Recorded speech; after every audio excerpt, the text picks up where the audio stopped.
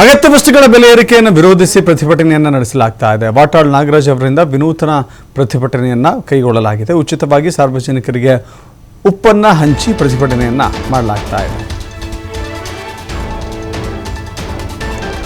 ಅಗತ್ಯ ವಸ್ತುಗಳ ಬೆಲೆ ಗಗನಕ್ಕೇರಿದೆ ಅನ್ನೋದು ಇಲ್ಲಿ ಅವರ ಆರೋಪ.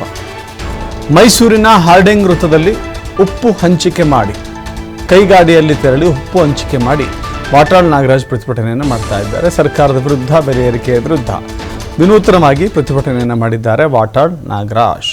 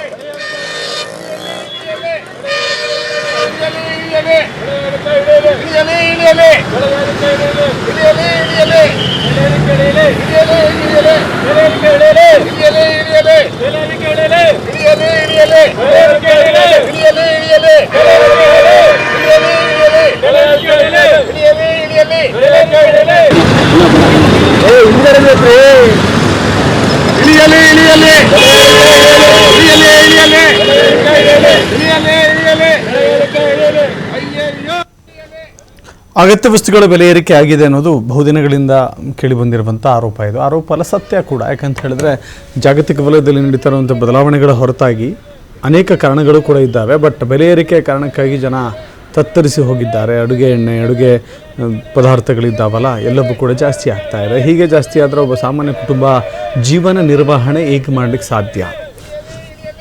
ಕೂಲಿ ನಾಲಿ ಮಾಡಿ ಬದುಕುವಂಥವರು, ಕೆಳಮಧ್ಯಮ ವರ್ಗದ ಕುಟುಂಬಗಳು ಬಹಳ ಪೆಟ್ಟನ್ನು ತಿಂತಾ ಇದ್ದಾರೆ. ಸೊ ಹೀಗಾಗಿ ಬೆಲೆ ಏರಿಕೆಯನ್ನು ತಡೆಗಟ್ಟಬೇಕು, ಎಷ್ಟು ಸಾಧ್ಯವೋ ಅಷ್ಟು ಇಳಿಸಬೇಕು ಅಂತ ಹೇಳಿ ಅನೇಕ ಜನ ಬೇಸರವನ್ನು ವ್ಯಕ್ತಪಡಿಸ್ತಾ ಇದ್ರು. ಅದರ ಪ್ರಾತಿನಿಧಿಕ ವ್ಯಕ್ತಿಯಾಗಿ ಅಥವಾ ಅದೊಂದು ಪ್ರತಿನಿಧಿಸುವ ವ್ಯಕ್ತಿಯಾಗಿ ವಾಟಾಳ್ ನಾಗರಾಜ್ ವಿನೂತನ ಶೈಲಿಯಲ್ಲಿ ಪ್ರತಿಭಟನೆ ಮಾಡಿದ್ದಾರೆ. ಮೈಸೂರು ನಗರದ ರಸ್ತೆಗಳಲ್ಲಿ ಉಪ್ಪಿನ ಚೀಲಗಳನ್ನು ಅಥವಾ ಉಪ್ಪಿನ ಪ್ಯಾಕೆಟ್ಗಳನ್ನು ಹೀಗೆ ತಳ್ಳುಗಾಡಿಯಲ್ಲಿ ಇಟ್ಟುಕೊಂಡು ತಳ್ತಾ ಹೋಗಿ ಜನಗಳಿಗೆ ಹಂಚುವ ಮೂಲಕ ವಾಟಾಳ್ ನಾಗರಾಜ್ ವಿನೂತನ ರೀತಿಯ ಪ್ರತಿಭಟನೆಯನ್ನು ಮಾಡಿದ್ದಾರೆ.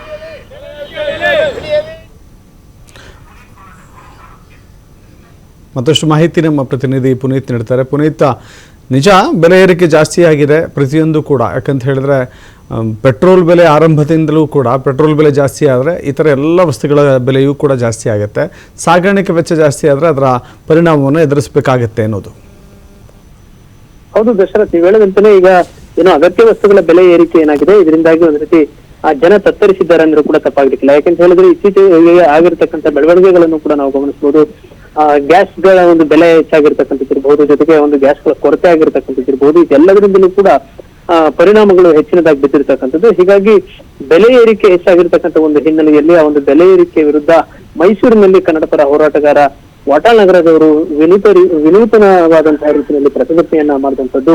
ಉಚಿತವಾಗಿ ಸಾರ್ವಜನಿಕರಿಗೆ ಅಂದ್ರೆ ಮೈಸೂರಿನ ಹಾರ್ಡಿಂಗ್ ವೃತ್ತದ ಬಳಿ ಏನ್ ಪ್ರತಿಭಟನೆಯನ್ನ ಮಾಡಿದ್ರು, ಆ ಒಂದು ಸ್ಥಳದಲ್ಲಿ ಕೈಗಾಡಿಯನ್ನ ಬಳಸುವ ಮುಖಾಂತರ ಅಲ್ಲಿ ಸಾರ್ವಜನಿಕರಿದ್ರು ಅವರಿಗೆ ಉಪ್ಪನ್ನ ಹಚ್ಚತಕ್ಕಂತ ಒಂದು ಕೆಲಸವನ್ನ ಮಾಡಿದ್ರು. ಆ ಮೂಲಕ ಸರ್ಕಾರದ ಗಮನವನ್ನ ಸೆಳೆದು ಇಲ್ಲಿ ಆಗ್ತಾ ಇರ್ತಕ್ಕಂಥ ಏನು ಏರಿಕೆ ಒಂದು ಹೊಡೆತ ಏನ್ ಬೀಳ್ತಾ ಇದೆ ಸಾರ್ವಜನಿಕರಿಗೆ, ಅದರ ಬಗ್ಗೆ ಹೆಚ್ಚಿನದಾಗಿ ಗಮನವನ್ನು ಕೊಡಬೇಕು. ಸಾರ್ವಜನಿಕರಿಗೆ ಹೊರೆ ಆಗದೇ ಇರೋ ರೀತಿಯಲ್ಲಿ ಸರ್ಕಾರಗಳು ಈಗಿರ್ತಕ್ಕಂಥ ಸಮಸ್ಯೆಗಳನ್ನ ಸರಿದೂಗಿಸ್ತಕ್ಕಂಥ ಕೆಲಸವನ್ನ ಮಾಡಬೇಕು ಅಂತ ಹೇಳಿ ಈ ಸಂದರ್ಭದಲ್ಲಿ ಒತ್ತಾಯಿಸಿ ಪ್ರತಿಭಟನೆಯನ್ನ ಮಾಡಿದಂಥದ್ದು Dasharatha. Okay, thank you Puneeth ನಿಮ್ಮ ಮಾಹಿತಿಗೆ.